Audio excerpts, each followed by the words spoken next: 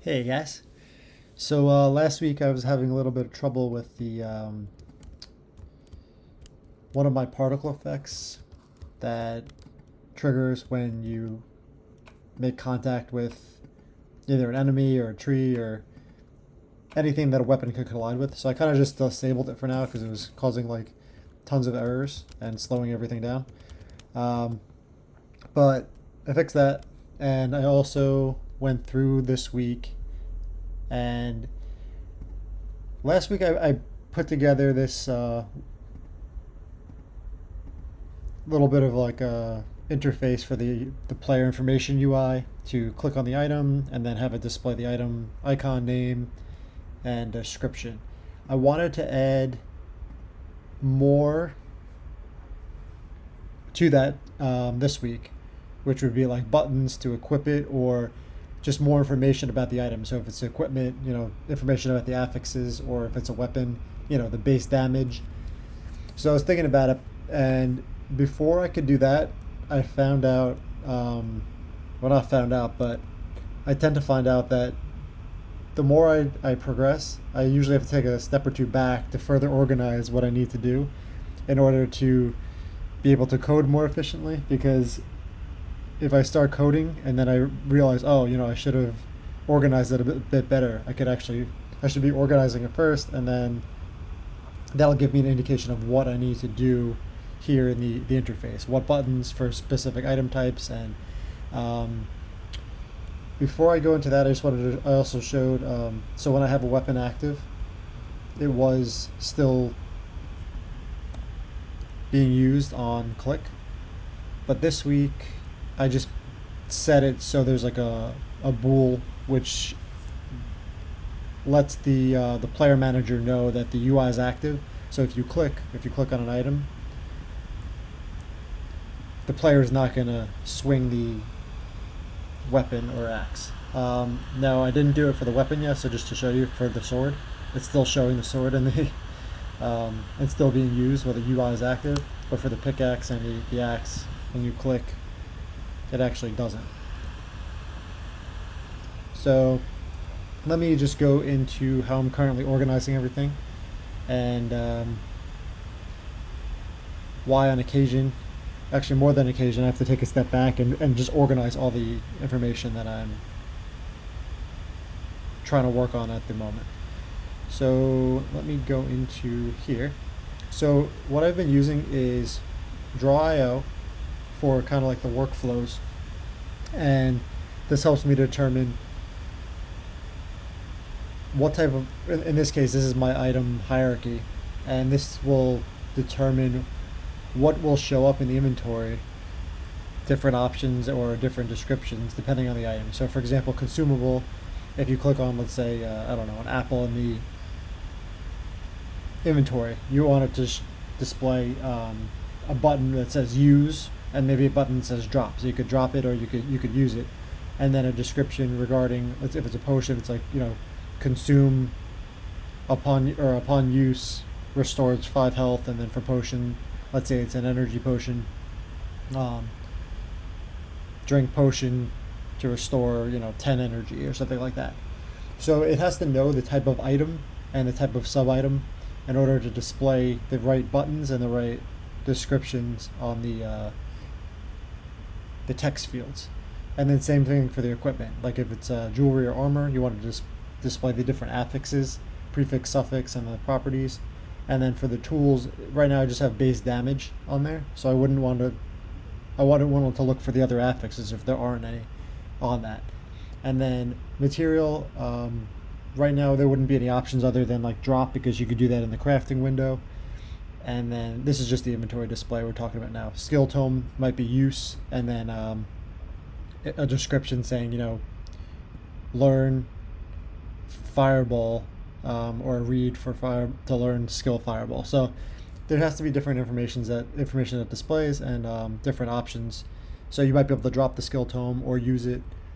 Seed pouch might only be for like the action slot, so a button for dropping or action slot. And for the equipment, there's tools and weapon slots could be equipped to the action slot. The armor and the jewelry wouldn't be. It would just be more equipped. You shouldn't be able to hold it because there's no reason for it. So I'm in the process of kind of organizing that and then be able to put into the code what needs to be displayed for each sub item type. So going to the workflow, so I've put together, you can't really see it here in the window. There's about 25 pages of information here, and it's cool because you could kind of click and it shows you what categories, and it brings you right to it. So if you organize the headers, and I'll bring this down here, depending on the header type, it will come up in your timeline hierarchy, however you want to put it. So if I go to item hierarchy here, and these are my item types: consumable, so I want it to show use and action slide as the buttons, and equipment, if it's armor or jewelry, I want it to be able to equip it. If it's tool or weapon, I want it to be able to go to the action slot. Material, maybe just drop for now. So I'll put drop. And then actually all items might be able to be dropped. So I'm gonna, maybe not specific quest items, but I'll leave that for now. Seed pouches could be go to the action slot, and then the skill book would show like use, which would mean, click on the skill book to use it, and you'll learn that particular skill. So overall, this has been very, very helpful in kind of organizing everything that I need to put into the game. And as I come up with more ideas, this is very helpful reference to go back to and then plan it out here and then put it in the code. Because what I've read is, most of your time is not spent coding when you make a game or software. It's really planning, and I kind of underestimated that. But now I enjoy when I come up with new ideas, organizing where they're going to go. And this example here with a player information UI tab, which shows all the the skill book or the item or the inventory, that big blue screen. And I'll go back to it real quick here. There's there's what I'm calling the player information UI display. So you have your inventory, you have your stats, your quests, spells, crafting. So you can craft whatever you want, and then it'll go into your inventory. And now when you click on it, it shows. So it shows like tier 1 helmet. But what I wanted to display, and I'll go back, information like this. So you start with the item icon, which you see the item name, if it's equipment, and if it's not equipment, the color is going to be white. If it is equipment, it's going to be based on the rarity. So if it's like an epic item, it's going to show a purple name. Item description, which we talked about. Text line 1. This would be dependent on what item. So if it's a weapon or tool, I want to show the base damage in that line. If it's armor or jewelry, and it's greater or equal to the rarity of common, it's always going to have a suffix value. So let's say +5 to strength, so suffix.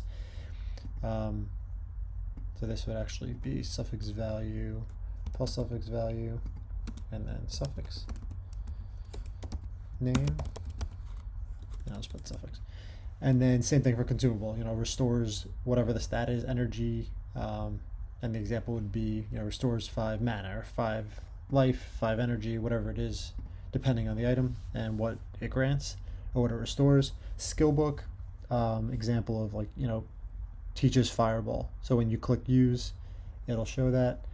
And then for the other text lines, right now I have if it's a different rarity, if it's uncommon, rare, epic, it's going to show a different type of property. And then legendary will have 3 properties in addition to the prefix and suffix. So a total of 5 different stats that it could alter or increase.